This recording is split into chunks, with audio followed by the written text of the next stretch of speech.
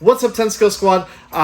If you can hear Lily in the background, please excuse that. She is just super excited to be in the shop today because we are going to talk about something I get questions about all the time. And that is RC accessories, things that I personally cannot live without. We're going to look at the things that I use pretty much every freaking day. If you're interested in getting some of this stuff, I'll try and put some links down below just in case, you're interested. First of all, if you are new to the hobby, let me tell you about this miracle right here. This is Shugo. I use this stuff all the time. Whether it's to glue receivers in place, help hold down ESCs, reinforce Lexan bodies. This stuff, I use it for everything. It's waterproof, it is permanent, but yet still removable. You can take it apart with a little bit of effort. It's like hot glue, only better in every single way. It's easier to work with, it sticks better, it works on almost any surface. This stuff is absolutely incredible, and if you've watched any of the live streams, any of the building videos, you have seen me use this stuff a bunch. This stuff is actually really well known in the hobby. I think even Horizon Hobby sells it, and most local hobby shops will sell Shugo. They make it in a big container, and they make it in these little small doodles right here. I go through these small ones pretty quick, but they're super duper handy. They fit just about anywhere, and you can take them out on the trail with you. If you need to do a little repair out in the field, this stuff is great for that. Get yourself some Shugo. What are you doing? Zip ties. Oh my gosh. Zip ties are used for so many things in this hobby. I use them mostly for cable management, especially on the stuff that I build. It just looks like an absolute rat's nest in there. But zip ties, man, get yourself a good selection of these. Big ones, small ones, everything in between. They hold down batteries. I have held A-arms together with zip ties. Almost all of my RCs in my collection have zip ties holding the wiring to the chassis, keeping it out of the way, keeping wires off of hot motors or hot ESCs. Brand new, ready to run stuff, factory built stuff. Most of the time I'll go through with some zip ties and just kind of help hold things down, keep things tidy, keep things simple. It's just a few bucks for a big bundle of them. They're disposable. They're awesome. Get some zip ties. Next up, we have waterproof marine grease. This is stuff that I bought at, AutoZone, and I use it for all kinds of stuff. Greasing diffs, greasing flex shafts on boats. I'll even put a little bit of grease in friction shocks, shocks that aren't really meant to hold oil. Most of the time they will hold some grease, and it will give you a little bit of dampening. But this stuff is amazing. I personally prefer the waterproof grease to just normal diff grease or anything like that. I think it's a little bit more robust. You don't need a lot of this. This tube, I've only used just over half of it, and it's, 5 years old or something. A little tube of this will last you a really, really long time. So just about every build that I have ever done and maintenance of boats, yeah, it's got this stuff in it. You can coat your gear sets in it, and it will keep the water off of them, keep them from rusting, keep your stuff running good, running strong, so you can just, send maximum berries all the time. Next, I have to talk about tools. This is a hex driver kit that we got from a local hobby shop.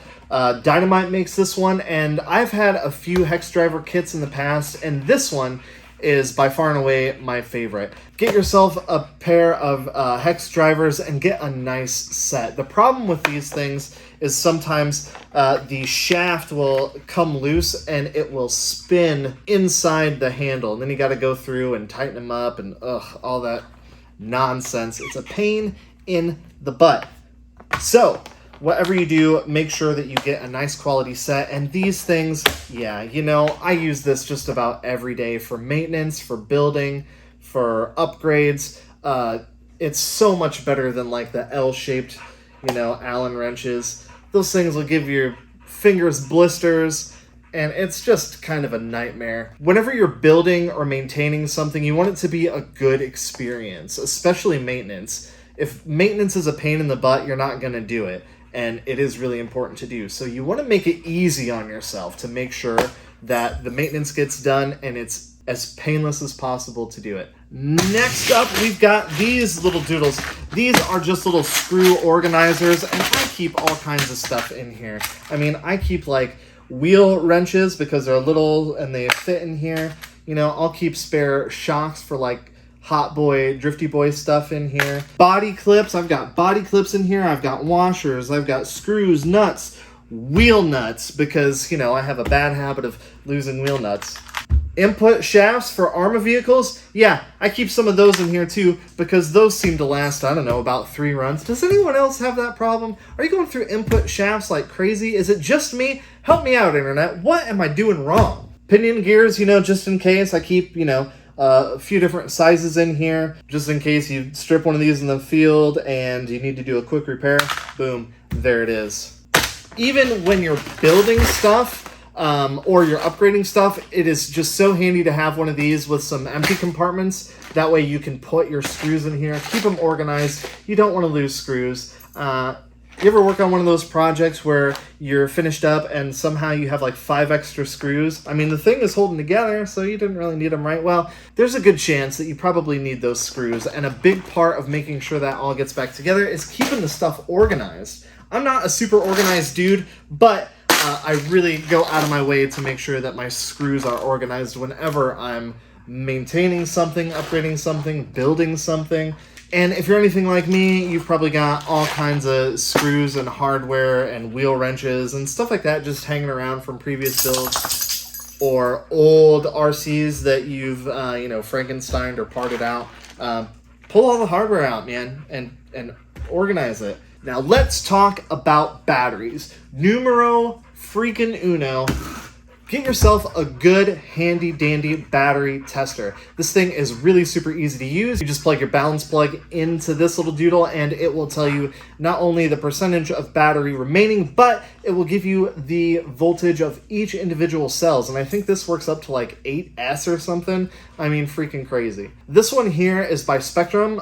It is also an ESC programmer. Really handy to have. You just plug your ESC into this thing and you can go through and change some of the parameters on your ESC. You know, if you want to set up a drag brake, if you want to change your punch level, all kinds of stuff. I have a lot of Spectrum ESCs in the shop at the moment, and this thing is really super handy dandy. But you want to keep an eye on your batteries. You want to make sure that all the cells are charging and discharging around the same rate. You don't want to leave them stored when they're like really super low on charge or dead. That will kill lipos. And lipos are kind of volatile. And if you've never seen a video of a lipo battery failing, it can be a little scary. So battery maintenance is super duper important, and it is made so much easier by just a cheap little battery voltage checker. You don't need to get an expensive one like this. You know, they make super duper cheap ones. I'll put a link down below to one that I have that isn't quite this nice, but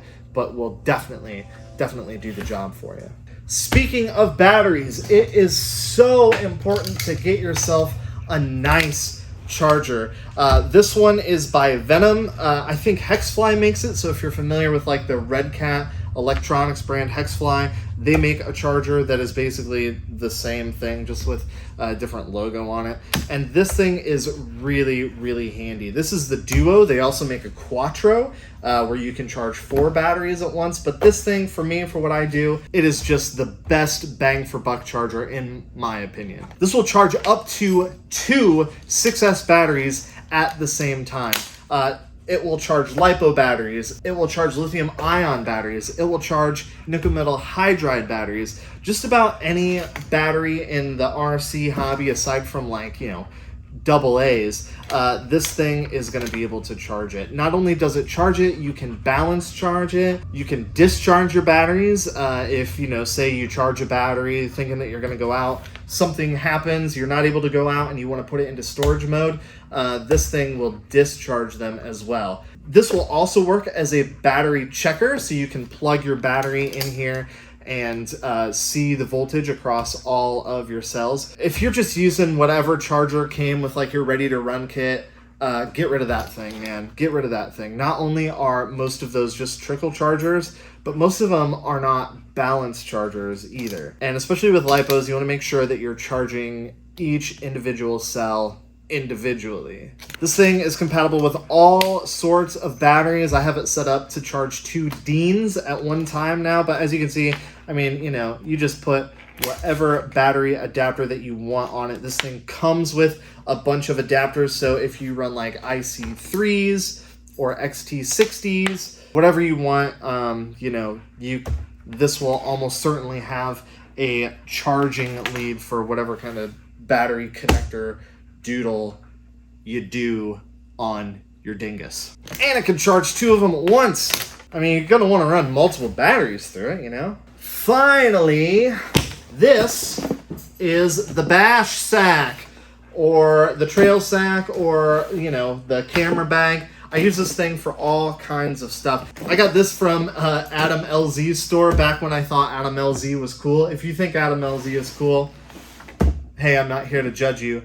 But I got this thing, and it's actually a really nice quality bag, and I got it on like clearance. It was only like $20 or something.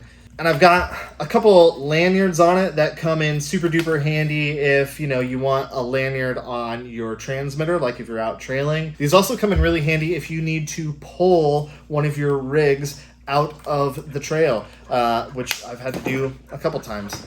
Anyway, it's big enough to hold all of the stuff that I just mentioned, except for like maybe the battery charger. But, we usually load this thing up with a toolkit, a little parts tray, and of course, all the camera gear, the gimbal, little tripods, our battery checker, all that stuff we throw in here. So no matter what happens out in the field or on the trail or wherever we're at, we will almost certainly have a way to maybe not get it running, but at least, at the very least, troubleshoot and figure out what's going on with the thing. We throw our batteries in here.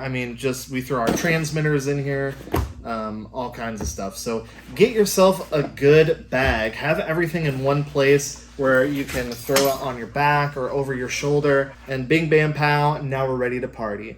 Anyway, those are the things that I use pretty much every day, every time we go out and play with RCs, every time we go out and film a video for you guys. You can bet that we've got most of this stuff with us. But that's enough about me and my gear. Tell me about yours. Did I leave out any essentials? What are some of your must-have RC accessories? Let me know down below. And if this is your first time checking out the channel, welcome. I'm glad you found it. I like to do RC shenanigans all the time, and I've got some epic stuff coming up. You're gonna want to stick around. All right, guys, until next time. Lily, you're such a happy dog. You're such a happy dog.